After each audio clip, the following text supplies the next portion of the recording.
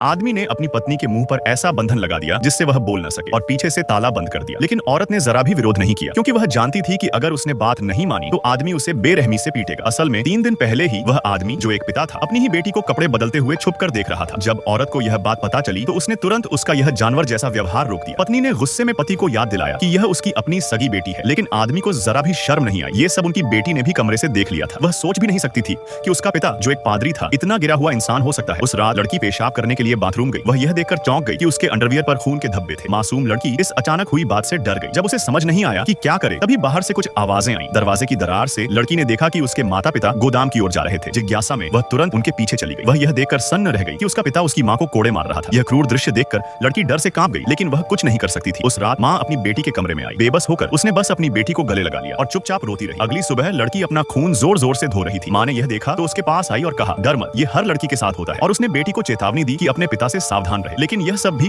उस दरिंदे जैसे आदमी ने देख लिया। गुस्से में उसने पत्नी के मुंह पर फिर से बंधन लगा दिया, उसकी इज्जत को बेरहमी से कुचलते हुए। अगले दिन लड़की और उसकी मां चर्च में भगवान का बपतिस्मा लेने पहुंची। लड़की ने अपनी कमजोर मां को देखते हुए पूछा, आप उन्हें ऐसा क्यों करने देती हैं? वह कभी आपके जैसे नहीं होंगे। यह कोई जीने का तरीका नहीं है। बेटी की बात सुनकर मां चुप रही। उसने मंच पर खड़े अपने पाखंडी पति को देखा। औरत का जीवन से विश्वास पूरी तरह टूट चुका था। वह धीरे धीरे उठी और बाहर चली गई। लड़की को अंदाजा भी नहीं था कि उसकी मां अपनी जिंदगी का सबसे साहसी फैसला लेने जा रही थी।